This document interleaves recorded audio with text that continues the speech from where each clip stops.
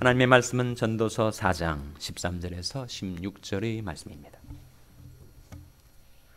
가난하여도 지혜로운 소년은 늙고 둔하여 간암을 받을 줄 모르는 왕보다 나으니 저는 그 나라에서 나면서 가난한 자로서 옥에서 나와서 왕이 되었음이니라. 내가 본즉 해 아래서 다니는 인생들이 왕의 복음으로 대신하여 일어난 소년과 함께 있음에 저의 치리를 받는 백성들이 무수하였을지라도 후에 오는 자들은 저를 기뻐하지 아니하리니 이것도 어때요? 바람을 잡으려는 것이로다. 아멘. 할렐루야. 서로의 평강의 복을 교훈하는 마음으로 샬롬 인사 나누시기 바랍니다. 샬롬. 샬롬. 목요일 새벽 기도에 잘 나오셨습니다. 기도 부탁을 드리는 것이 있는데 우리 새벽 기도에 쭉 나오시던 고일석 집사님이 병으로 쓰러지셨어요. 그래서 트랜스 메모리얼 하스피탈에 입원해 계시다가 지난 주일날 퇴원을 하셨습니다. 집에서 가료 중인데 모야 병이라고 그러세요. 그래서 지금도 음식물 전혀 섭취하지 못하고 코로 그 호스를 넣어서 우유를 아마 인쇼를 말하는 것 같은데 주입을 하고 있습니다. 몹시 연약한 가운데 어려운 가운데 있으니까 고일석 집사님을 위해서 기도를 해주시기 바랍니다. 여러분이 기도가 얼마나 큰 힘이 되는지 몰라요. 우리 가운데 정말 병으로 많이 고생하고 괴로움을 겪다가 정말 하나님이 교회에 부어주시는 치료의 능력으로 건강을 회복하는 분들이 여러 분 계시지 않습니까? 고일석 집사님도 위해서 기도를 해주시기를 바랍니다. 강진기 집사님 위해서 기도해 주시기를 바랍니다. 강진기 집사님도 델아모 가든스에 요양 중이신데 노안이신 것 같은데 아주 어려움 중에 있습니다. 그래서 여러분들 더 계시겠지만 제가 두 분 이름을 말씀드리면서 기도 부탁을 드립니다. 고일석 집사님과 강진기 집사님의 쾌유를 위해서 기도를 해 주시기를 바랍니다. 5월 중에도 계속해서 우리 새 성전 건축의 일이 힘차게 그리고 놀라운 속도로 진척을 거듭하고 있습니다.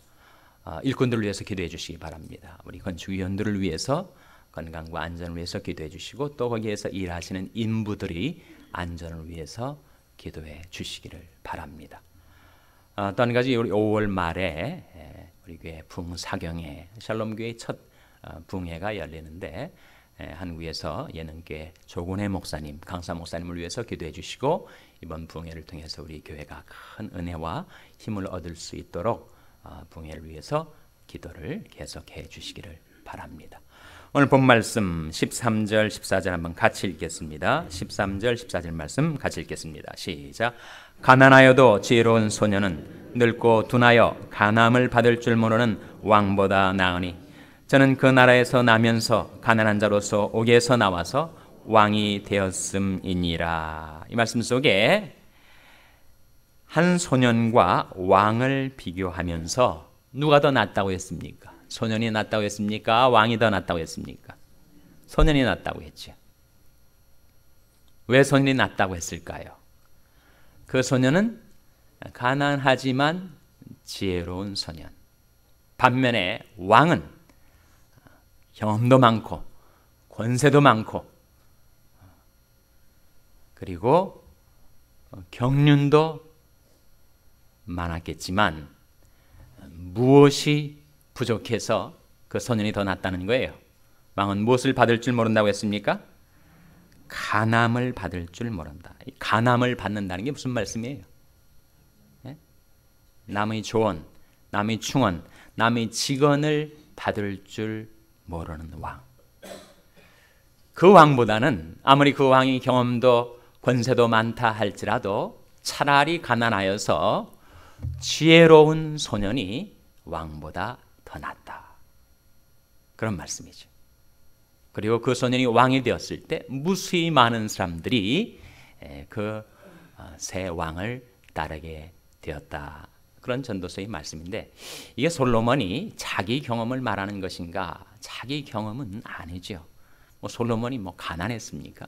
솔로몬이 어디 옥에서 나온 적이 있어요? 그래서 자기 경험을 말하는 것은 아니고 자신이 살아오면서 관찰하고 그리고 또 경험하고 또 무엇보다도 자기가 깨달은 바 정말 소년이 왕보다 나은 이유는 그 소년은 지혜가 있지만 왕은 간암을 받을 줄 몰랐다. 그것이 그 두 사람이 결정적인 차이라 하는 거죠. 그럼 하나님께서 우리에게 하나님의 음성을 들려주실 때 하나님께서 우리를 책망하실 때 그 책망의 음성을 들을 수 있으면 우리에게는 희망이 있습니다. 근데 우리 귀가 둔하여져서 우리 마음이 기름져지고 그리고 닫혀져서 주님께서 우리에게 들려주시는 책망의 음성을 전혀 들을 수 없는 그런 마음 상태에 있다면 현재 아무리 우리가 권세가 많고 경험이 있다 하여도 그 사람에게는 희망이 없다는 거예요. 다른 사람 말고 이 말씀을 나 자신에게 대입해 봐야죠. 성경의 모든 본문을 너 자신에게 적용하라 하는 말씀대로 이 말씀을 내게 적용해 볼 때 나는 과연 간암을 받는가, 조언을 받는가, 직언을 받아들이는가, 충언을 받고 사는가 점검해 볼 필요가 있습니다. 하나님께서 무엇으로 우리에게 간암을 주시는가, 무엇으로 우리에게 책망을 주시는가, 무엇으로 우리에게 책망을 보내주시죠? 말씀을 통해서 아닙니까? 모든 성경은 하나님의 감동으로 된 것으로 교훈과 또 무엇에 유익하다고요? 책망과 바르게 함과 의로 교육하게 유익하니 이는 하나님이 사람으로 온전케 하며 모든 선한 일을 행하게 온전케 하려 함이니라. 말씀을 통해서 우리가 책망을 받을 수 있다는 것은 사실 은혜 받는 겁니다. 은혜 받는 것을 그저 내 마음이 좋아지고 즐거워지는 것을 은혜 받는 것으로 생각하기 쉬운데 물론 그것도 은혜 받는 거죠. 그러나 더 은혜를 받는 것은 말씀을 통해서 주님이 들려주시는 책망이 내 마음속에 깨달아질 때 그때 은혜를 받는 거죠. 성경책을 우리가 하루에 한 장을 읽든 10장을 읽든지 그 성경을 읽으면서 나는 전혀 마음속에 책망이 들려지지 않는다라고 한다면 우리는 뭔가 성경을 잘못 읽고 있는 것입니다. 세상에 어느 사람이 하나님의 말씀 앞에서 전혀 책망을 받을 수 없으리만큼 완전한 사람이 있겠어요? 누가 그런 의로운 사람이 있겠습니까? 우리는 다 부족하고 허물 많고 잘못하고 그렇게 살아가는 자들인데 하나님 말씀을 들으면서 이것이 내가 문제구나, 이것이 내가 잘못된 것이구나, 이거 내가 잘못 행동한 것이구나, 내가 그릇된 길을 걸어온 것이구나, 그것이 깨달아질 때 그때 그것이 은혜가 되는 것이죠. 하나님께서 우리에게 성경책을 주신 의도가 무엇이라고 했습니까? 모든 성경은 하나님이 감동으로 된 것으로 교훈과 책망과 바르게 함과 의로 교육하게 유익하다. 그래서 말씀을 통해서 우리는 교훈을 받죠. 내가 어떻게 살아야 할지. 또 말씀을 통해서 책망을 받습니다. 내가 무엇이 잘못되었는지, 하나님의 말씀이 이래서 내가 어떻게 이탈되었는지를 지적받는 거죠. 그리고 바르게 함, 잘못되었으면 정도로 돌아와야 할 터인데 내 스스로의 힘으로 안 되니까 하나님의 말씀의 능력으로 나를 바르게 고쳐주신다는 거예요. 그래서 계속 의 가운데 행하며 살아갈 수 있도록 우리를 훈련시키시고 단련시키시고 교육시키기에 이 성경책은 유익하다. 모든 목적은 뭐라고요? 이는 하나님의 사람으로 온전케 하며 모든 선한 일을 행하게 온전케 하려 함이니라. 하나님께서 이 말씀을 통해서 우리를 온전을 향하여 계속해서 교훈하시고 책망하시고 바르게 해주시고 의로 교육해 주고 계신 겁니다. 잠언 1장 23절 말씀에 나의 책망을 듣고 돌이키라. 보라 내가 나의 신을 너에게 부어주며 나의 말을 너에게 보이리라.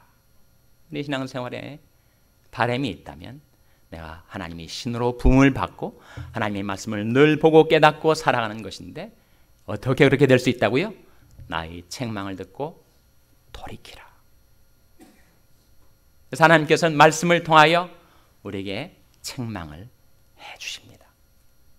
둘째로 하나님께서는 사람들을 통하여 나를 책망해 주십니다. 사람은 누구나 다른 사람들한테 안 좋은 소리 듣는 거 별로 달가워하지 않습니다. 그러나 정말 하나님의 사람은 다른 사람들 통해서 하나님께서 나를 책망하시는 음성을 들을 수 있는 마음을 갖고 사는 거죠. 시편 141편 3절 5절이군요. 시편 141편 5절 말씀 한번 보시기 바랍니다. 시편 141편 5절 말씀 같이 읽겠습니다. 시편 141편 5절 말씀 구약성경 905면 시편 141편 5절 말씀 같이 읽겠습니다. 시작. 은이 나를 칠지라도 은혜로 여기며 책망할지라도 머리 기름같이 여겨서 내 머리가 이를 거절치 아니할지라. 저희 재난 중이라도 내가 항상 기도하리로다. 여기에 나는 누굴까요? 나는 누구겠습니까? 다윗 아닙니까? 1절 앞에 다윗의 시라고 했으니까 이 말씀의 화자 스피커는 바로 다른 말인 다윗인데, 다윗이 말하기를 의인이 나를 칠지라도 은혜로 여긴다. 다윗처럼 경험 많고 권세 많고 경륜 많은 그런 사람이었다 할지라도 다른 사람을 통해서 책망을 들을 때 그 책망을 싫어하지 않았다는 거예요. 거부하지 않았다는 것입니다. 오히려 그 책망을 달갑게 받아들였다는 거예요. 우리가 그것을 은혜로 여겼다는 겁니다. 의인이 나를 칠지라도 은혜로 여기며 책망할지라도 머리 기름같이 여겨서 내 머리가 이를 거절치 아니할지라. 거기에 진정 다윗의 위대함이 있었던 것이죠. 다른 사람을 통해서 하나님께서 무엇하고 나를 교훈하시고 책망하시는가에 마음을 낮추어 들을 수 있는 그런 마음, 그런 귀가 다윗에게 있었던 것이었습니다. 다윗이 잘못했을 때 나단 선자를 보내셔서 하나님께서 나단 선자의 입을 통하여 당신이 바로 그 사람이요 하는 말을 들었을 때 그가 왕을 모독하는 저자를 단칼에 쳐라 그렇게 하지 않았다는 거예요. 그래서 자기가 그 말씀 앞에 고꾸라지고 그리고 회개하였기 때문에 우리가 아는 다윗이 있을 수가 있었던 것입니다. 생활하시다가 가족들을 통해서 자기 배우자를 통해서든 심지어 자식들을 통해서든 또는 교인들을 통해서 하나님께서 나를 치실 때가 있단 말이에요. 그럴 때 오히려 그것을 은혜로 여기고 그리고 누가 내게 안 좋은 소리 그리고 책망하는 소리를 들려줄 때 그것을 머리 기름처럼 오히려 반가이 받아들여서 그것을 내가 거절치 않을 수가 있다면 내게 희망이 있다는 겁니다. 하나님께서는 성경책을 통하여 우리에게 책망하실 때가 있고 그리고 사람들을 통하여 나를 책망하실 때가 있고 또 환경을 통하여 나를 책망하실 때가 있습니다. 특별히 실패를 통하여. 우리는 세상을 살아가면서 실패할 때가 있죠. 계획한 바를 성취하지 못하기도 하고 그렇게 꿈꾸고 바라던 일들의 좌절과 실패를 경험할 때가 있습니다. 근데 그 실패를 통하여 하나님께서 내게 책망을 하고 계신 거죠. 나를 위해서 나를 사랑하시기 때문에 실패를 통해서 내게 말씀하실 때가 있습니다. 내가 이렇게 잘못된 길로 걸어왔구나 라는 것을 깨달을 때 그 실패는 오히려 은혜가 되는 것이죠. 사람들은 성공을 바라지만 성공 때문에 세상에 도취되어서 흥청망청하면서 그 귀중한 세월을 탕진하는 사람들이 많습니다. 한 사람 이야기를 들었더니 한국에 정말 사업이 잘 된 거예요. 하는 일들마다 계속해서 성공을 거듭하니까 빌딩이 몇 채, 전국의 요지에 땅을 얼마나 많이 사들였는지. 근데 그 사람이 그렇게 얘기를 하더라는 거예요. 내가 한 10여 년 동안에 정신없이 살았다고. 그 모든 것들이 잘 되고 그리고 그렇게 재물이 늘어나는 10여 년 동안은 내가 취했는지 살았는지 그야말로 취생몽사하듯이 그렇게 살다가 이제 내가 뒤늦게 깨닫게 되었다고. 나의 성공이 나를 취하게 만들었었다고. 오히려 그 실패를 통해서 그런 자신의 인생을 되돌아볼 수가 있었다는 거예요. 그래서 하나님께서는 우리를 사랑하시기 때문에 하나님께서 우리를 책망해 주실 때가 있습니다. 우리가 완전한 의인이 아니니 책망받는 것이 마땅한데 어떠한 경로로 우리를 책망하시는가? 하나님께서는 성경책을 통하여 우리를 책망하시고 또 하나님께서 섭리 가운데 우리 주위에 포진해 놓으신 사람들을 통하여 책망하시고 또 내가 살아가는 인생의 경험과 환경을 통해서 특별히 실패를 통해서 하나님은 우리를 책망해 주십니다. 거친 세상에서 실패하거든 그 손 못자국 만져라. 그때 실패는 우리를 망하게 하는 것이 아니라 오히려 그 실패 때문에 우리가 더 은혜 받고 더 하나님께 붙들림 받아 하나님께 쓰임 받을 수 있는 은총의 기회가 될 줄로 믿습니다. 오늘 본 말씀에 돌아오셔서 전도서 4장 16절 말씀 같이 읽겠습니다. 전도서 4장 16절 말씀 같이 읽겠습니다. 시작. 저희 치료를 받는 백성들이 무수하였을지라도 후에 오는 자들은 저를 기뻐하지 아니하리니 이것도 어때요? 바람을 잡으려는 것이로다. 저희 치리 앞에 나온 소년 왕의 치리를 받는 백성들이 무수했다는 거예요. 그런데 후에 오는 자들은 저를 기뻐하지 않고 그가 잊혀지게 된다는 거예요. 사람들은 망각을 잘하니까. 그래서 그것을 관찰한 솔로몬이 말하기를 이게 다 헛된 게 아닌가? 이게 다 헛되어 바람을 잡으려는 것이 아닌가? 그렇게 한때 많은 사람들의 추종을 받고 존경과 신망을 받았던 사람이 다음 세대에 깡그리 잊혀지고 망각 속에 사라져버리게 되니 이게 다 허무한 것이 아닌가. 그러니까 솔로몬이 시각이 하늘을 쳐다보지 않고 땅을 바라볼 때, 하나님을 바라보지 않고 사람들을 바라볼 때, 영혼을 바라보지 않고 현세를 바라볼 때 그는 자기도 모르게 이런 비관주의, 허무주의, 염세주의에 빠져든 것입니다. 우리가 하나님의 뜻을 받들어 살아가는 것이 사람들에게 오래도록 기억되기 위해서 하는 것이 아니지 않습니까? 우리가 재물을 얻고 권세를 얻고 경험을 쌓는 이 모든 것들이 내가 오래도록 사람들이 기억 속에 남아있기 위해서 하는 것이 아니지 않아요?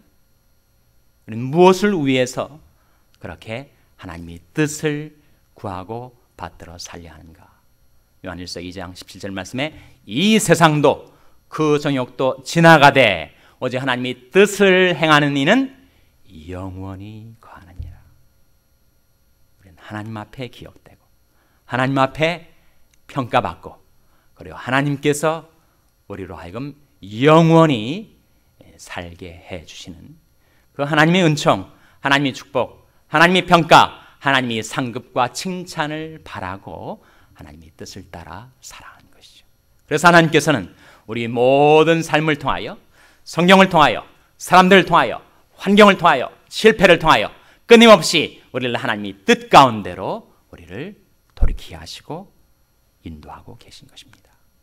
이 세상도 그 정욕도 지나가되 오직 하나님이 뜻을 행하는 이는 영원히 관하니라 하신 말씀대로 하나님의 책망을 듣고 하나님이 뜻으로 돌이켜 하나님 뜻받들어 살아가는 가운데 영원히 거하게 되시기를 주님의 이름으로 축원합니다. 기도하시겠습니다. 오늘 말씀을 기억하며 하나님